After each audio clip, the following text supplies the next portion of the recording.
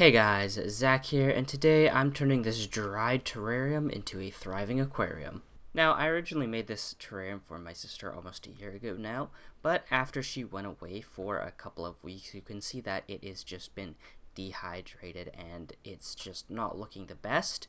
So I want to give this a new fresh start, and what better way than to change it up completely. In order to change up this tank, the first thing I had to do was remove everything from the tank. Well, some of the plants are completely done. I think I might be able to bring the moss back, so I'm going to put it aside in a separate Rubbermaid with some sphagnum moss in it that's sealed in the top so I can keep in the moisture and see if I can bring it back. With the tank empty, I can start on the aquarium. The first thing I want to do is add in the substrate. Because this is actually such a small tank, I do want to keep the substrate layer very simple, and that's why I'm just going to add in purely aqua soil. I'm not too worried about any layers or anything, and the aqua soil is going to provide the plants with some nutrients, and that will be good enough for the substrate. The next thing I do is add a little water to the substrate. This is just going to level it out, and it's also going to get rid of any air pockets that might have formed when I was pouring in the aqua soil. With the substrate established, I can move on to the hardscape, and for that I'm going to use just a simple piece of driftwood and some dragonstone. This piece of driftwood has been out of a tank for quite a while, so it might float, and in order to prevent that, I'm just going to glue this dragonstone to the bottom of it. It's just a precaution. Even though this piece of driftwood shouldn't float, it has been out for considerable enough time that it may. So I'm just going to use super glue and attach it to the bottom, and this is going to anchor it down. Now, to let this dry, I'm going to press it in and then leave it for about 15 minutes. After the glue has dried, I can add it to the tank, and I'm going to base the entire scape pretty much around this piece of wood. With this scape, I do want to try and keep it nice and simple. In small scapes, I have found that it's much better to keep it a little simpler than trying to make something super complex in the scape. The first reason is just that trying to do something complex in such a confined space can be quite difficult, and it often ends up just not looking the best. And it looks a little over-engineered, or the scape just starts to take up too much space.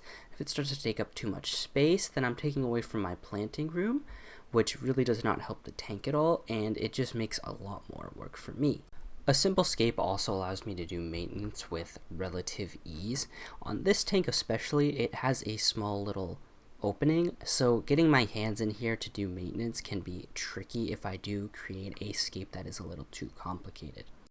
With all of that being said, I am quite happy with how this scape turned out, so now I can start planting this tank. In the foreground, I wanted a plant that would grow nice and compact, which would fill in all the gaps and cracks, and then in the midground, I wanted something that could potentially grow a little taller and loom over. That's why I chose dwarf sage.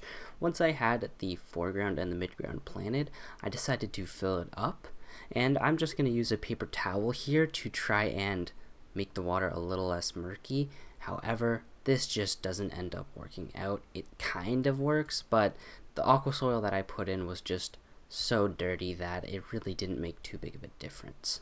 Even though this tank got fairly murky when I was filling it up, because of its small size, I can actually turn it, so you guys are going to be able to see what I'm putting into the background very clearly. For planting the background, I really had no rhyme or reason as to pick any specific plants.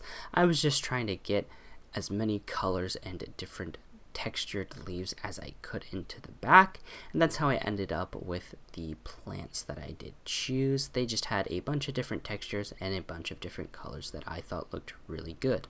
This tank really is too murky to make sense of anything, so I'm going to let it clear up. I don't know if that's going to be 15 minutes or if it'll be a day, but I'll catch you guys when it does clear up. 24 hours later, and this tank has cleared up beautifully. Now, there isn't any more work that I need to do on this tank, so I just want to move it over to the shelf. In order to move this tank, I actually didn't have to do anything. Because of its small size, it's easy enough to carry even when full. I just have to be careful not to spill any water, and as you can see, it's resting next to two of my other small tanks.